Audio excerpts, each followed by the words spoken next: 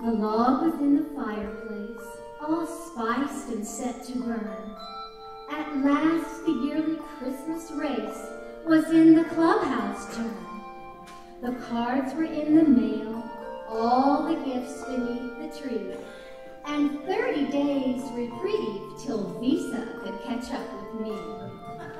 And though smug satisfaction seemed the order of the day, something still was nagging me and would not go away.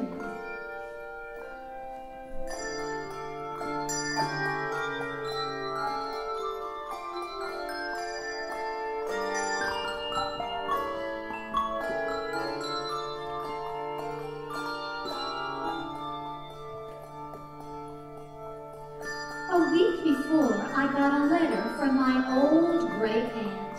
It read, "Of course I'll understand completely if you can't, but if you find you have some time, how wonderful if we could have a little chat and share a cup of Christmas tea."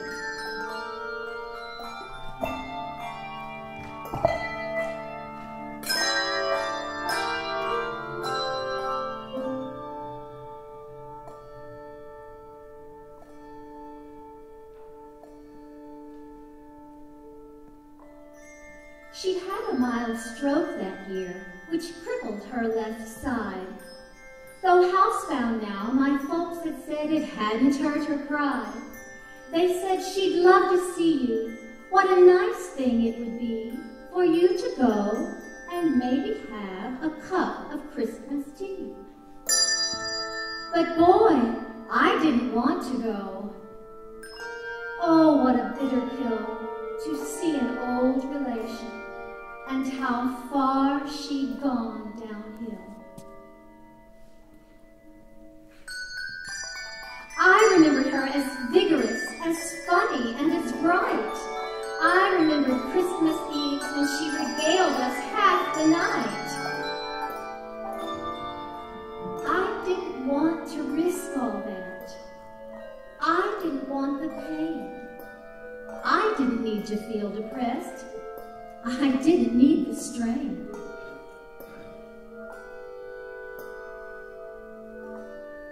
And what about my brother? Why not him? She's his aunt too. I thought I had it justified, but then before I knew, the reasons not to go I so painstakingly had built were cracking wide and crumbling in an acid rain of guilt.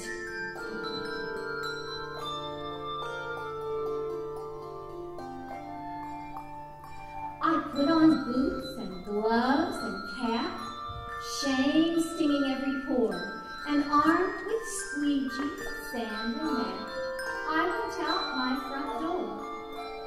I drove in from the suburbs to the older part of town. The pastels of the newer homes gave way to gray and brown. I had that disembodied feeling as the car pulled up and stopped beside the wooden house that held the Christmas cup. How I got up to her door, I really couldn't tell. I watched my hand rise up and press the button of the bell. I waited.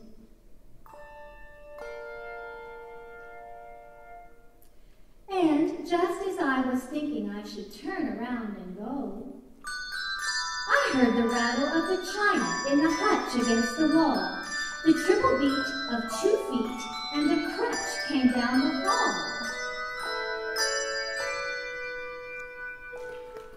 The clicking of the door latch, and the sliding of the bolt, and a little swollen struggle popped it open with a jolt. She stood there, pale and tiny, looking fragile as an egg. I forced myself from staring at the brace that held her leg. And though her thick bifocals seemed to crack and spread her eyes, their milky and refracted depths lit up with young surprise. Come in, she laughed the words. She took me by the hand, and all my fears dissolved away, as if by her command. We went inside, and then before I knew how to react, before my eyes and ears and nose, was Christmas past, alive, intact.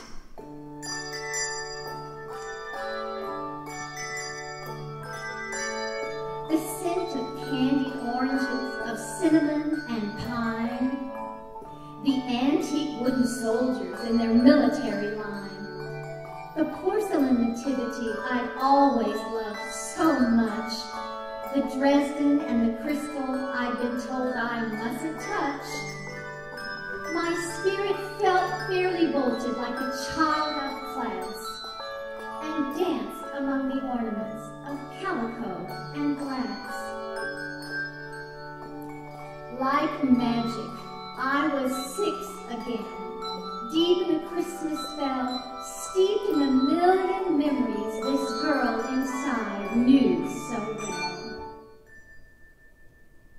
And there, among old Christmas cards, so lovingly displayed, a special place of honor for the ones we kids had made.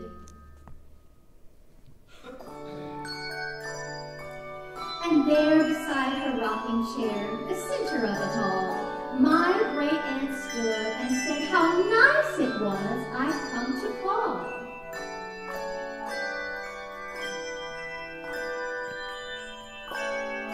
I sat and rattled on about the weather and the flu.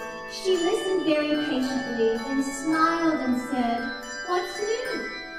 Thoughts and words began to flow. I started making sense. I lost the phony breeziness I use when I get tense. She was still passionately interested in everything I did. She was positive, encouraging, like when I was a kid. Simple generalities still sent her into fits. She demanded the specifics, the particulars, the bits.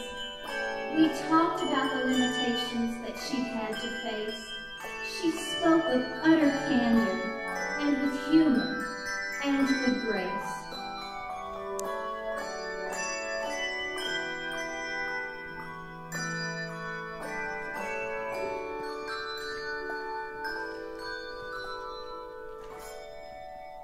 Then, defying the reality of crutch and straightened knee, on wings of hospitality, she flew to brew the tea.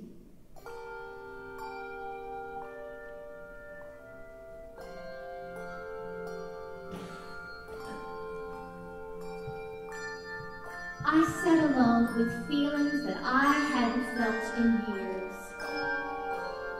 I looked around at Christmas through a thick, hot blur of tears. And the candles and the holly she'd arranged on every shelf. The impossibly good cookies she still somehow baked herself.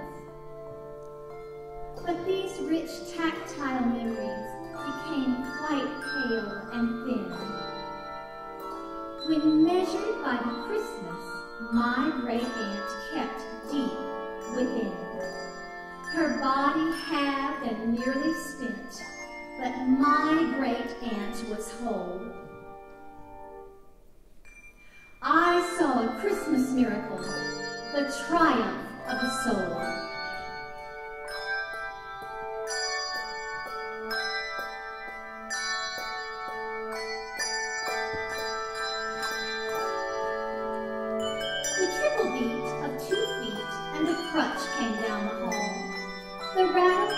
China in the hutch against the wall.